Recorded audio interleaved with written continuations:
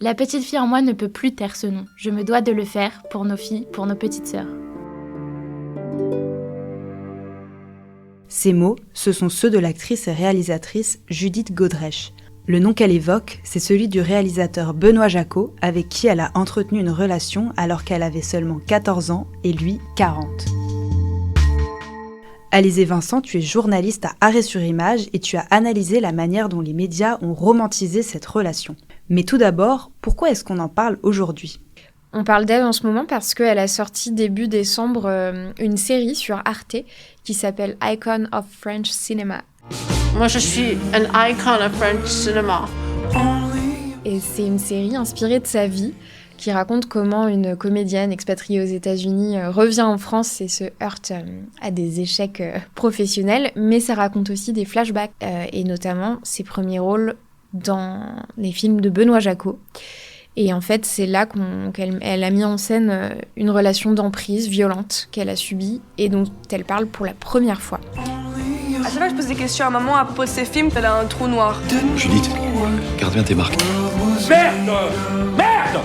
T'as acheté une maison avec ton copain de 40 ans quand t'avais 15 ans. Tu me laisses même pas aller prendre un café avec Marc.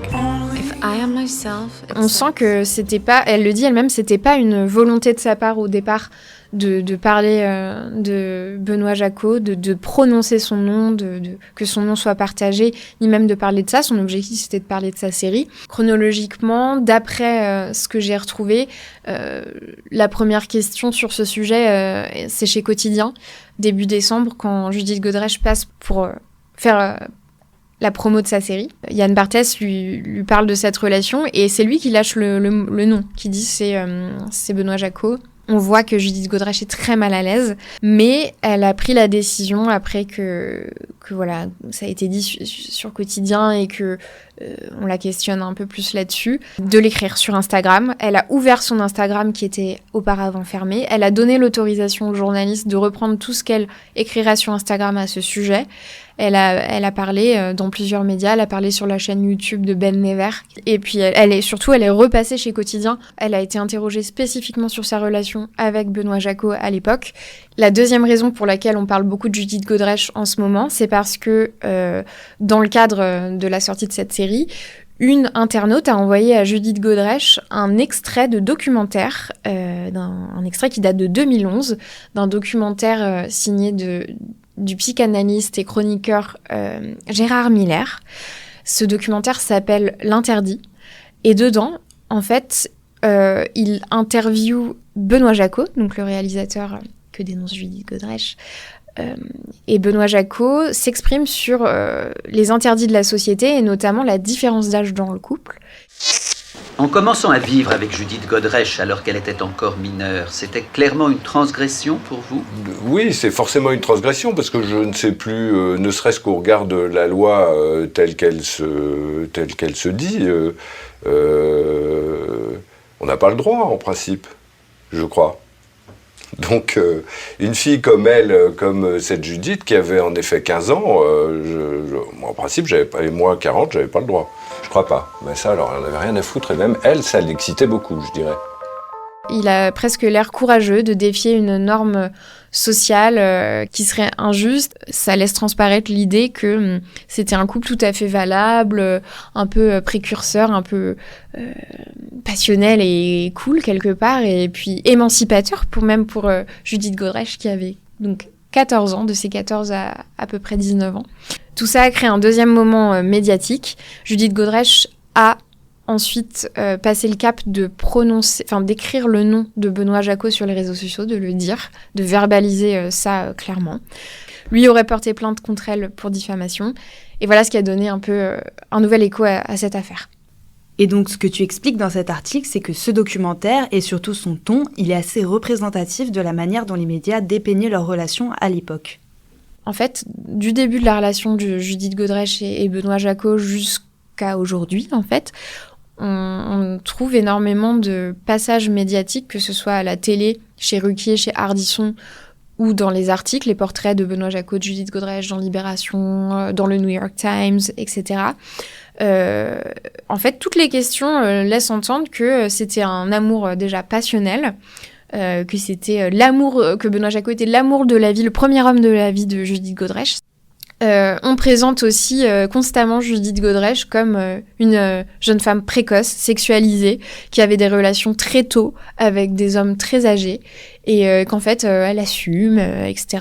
C'était assumé, donc c'était forcément consenti, joyeux, épanoui, et voilà. On présente également leur couple comme un couple phare, guidé par l'amour. Benoît Jacquot répète énormément dans les médias que Judith Godrèche l'a sauvée, donc quand elle avait 14 ans, qu'en la rencontrant, en la repérant au cours d'un casting pour un autre film à l'origine, en fait, voilà, elle a eu un choc et qu'ensuite il s'est plié au désir de cette jeune adolescente, au désir cinématographique, mais aussi intime, on va dire.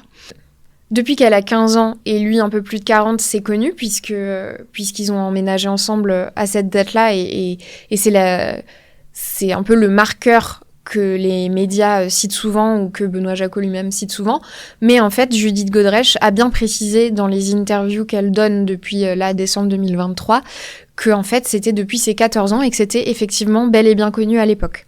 Dans les contenus médiatiques, on lit parfois que des formulations qui disent déjà pas forcément qu'ils étaient en couple, qu'ils étaient ensemble, qu'ils avaient une relation en tout cas intime et charnelle, et que ce soit pour parler des films dans lesquels ils ont collaboré ou de cette relation quand les médias en parlent. On lit parfois que Judith Godrèche avait 15 ou 16 ans. On lit très rarement l'âge de 14 ans. Et d'ailleurs, Judith Godrèche a été obligée, là, dans ses interventions récentes, de toujours préciser qu'elle avait bien 14 ans. Elle l'a aussi répété sur les réseaux sociaux. Elle a fait même une story Instagram dédiée pour dire « Oui, c'était bien 14, c'était pas 15 ni 16 ». Et ça, c'est le récit qui domine jusqu'à aujourd'hui. Et pourtant, de son côté, Judith Godrèche avait déjà laissé paraître des signaux d'alerte qui pouvaient laisser penser que cette relation était loin d'être idyllique. Oui, tout à fait. Judith Godrèche parlait pas forcément en des termes extrêmement clairs, en disant, en posant déjà les mots d'emprise, de relations violentes, etc. Ça, c'est récent. Par contre, au fil de ces années, à de nombreuses reprises, elle a exprimé dans les médias que dans ses relations avec les hommes, elle avait que très rarement pu en fait vraiment exprimer ce qu'elle voulait vraiment, ses désirs, qu'elle ne faisait que suivre les désirs des hommes, qu'elle avait été en quelque sorte soumise. Elle parle beaucoup du fait qu'elle a été mise dans une position d'enfant adulte très tôt, trop tôt, que si c'était à refaire, elle leur ferait pas, elle ferait les choses différemment, qu'elle aurait aimé avoir plus de limites de la part de ses parents, qui lui ont permis d'être émancipée légalement très jeune. Et donc ça aurait pu être autant de signaux d'alerte sur lesquels des journalistes pouvaient rebondir, typiquement en disant « mais vous parlez de femmes-enfants, est-ce que ça pose pas des questions de domination, etc. » Et ça, c'est complètement absent, à l'exception d'un seul article que j'ai pu trouver de Libération, dans lequel la journaliste explique qu'elle a demandé « mais vos parents, qu'en pensaient-ils ?» Mais cette journaliste délégitime tout de suite sa question, elle dit, elle se tourne en dérision, elle dit oui en tenante de la bien-pensance un petit peu que je suis dans les temps modernes, etc. On demande mais que faisaient les parents ? C'est comme si, voilà, pour elle c'était pas une question très sérieuse, mais elle l'a quand même posée. À part ça, rien. Et j'ai même découvert après la publication de mon article, le lendemain matin, un extrait que j'ai pas pu inclure dans mon article, où Judith Godrèche parle de son livre, de son premier roman paru en 1999 qui s'appelle Point de côté. Elle en parle dans une émission culturelle. C'est une fille qui a vécu très jeune avec un homme et qui est restée assez longtemps avec lui et qui peut-être n'a pas eu d'adolescence, qui a été comme ça projetée très vite dans un monde où l'amour était devenu sa seule raison d'être. Et qui décide de découvrir la vie, le monde extérieur, et surtout d'apprendre à découvrir la liberté, savoir ce que c'est que la liberté, qui aimerait savoir ce que c'est que la liberté. Elle a vécu comme ça des moments très fermes, on est dans un univers très clos, fermé, sur eux-mêmes, avec cet homme. Elle a un point de côté, elle a plus de souffle, elle a besoin de s'arrêter pour pouvoir repartir, et donc ça commence par le point de côté. Et ce qui suit, c'est le nouveau départ. Judith Godrèche a d'ailleurs elle-même partagé cet extrait pour montrer, là récemment, qu'elle avait toujours tenu ce même discours. Et voilà, la journaliste ne rebondit pas vraiment, elle lui pose plutôt des questions sur son personnage et pas sur, elle insiste pas sur l'idée de mal-être ou de parallèle avec sa propre histoire.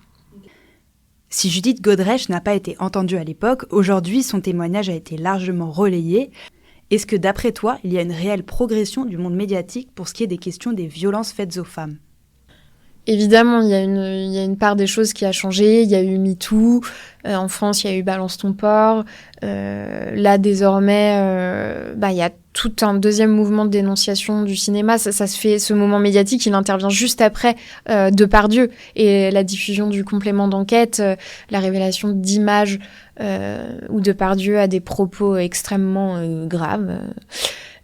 Et donc, voilà, ça intervient dans ce moment-là où les choses ne passent plus, effectivement, pour une grande partie du public et des rédactions.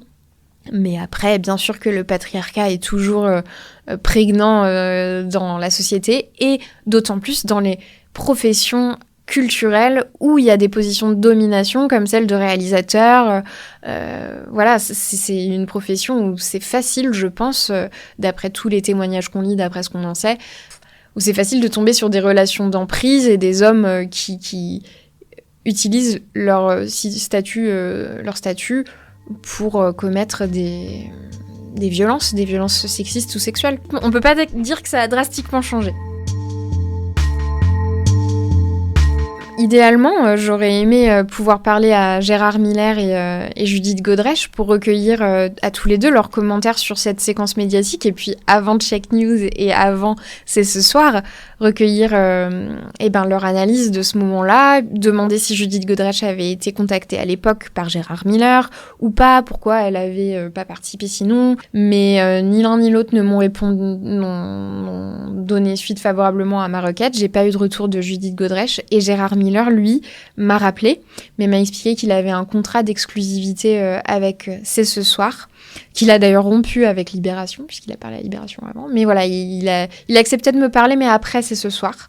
Donc malheureusement, j'ai pas pu lui donner la parole, mais ça n'a pas forcément 100% nuit au papier, puisque finalement, ça s'est transformé en analyse plutôt historique de tout ce qui s'était dit ou pas dans les médias pendant ces 35 ans. C'est un bon exemple d'adaptation en fonction de si les sources nous répondent ou pas, pour ne pas juste reprendre des choses qu'on lit dans la presse, mais pour apporter une vraie plus-value d'analyse propre à Arrêt sur Image en fouinant dans les archives. Vous venez d'écouter Dérush, le podcast de la rédaction d'Arrêt sur Image, et cette semaine, nous avons dérushé l'article d'Alizé Vincent, Judith Godrèche et Benoît Jacot, 35 ans de cécité médiatique, à retrouver en intégralité sur arrêtsurimage.net.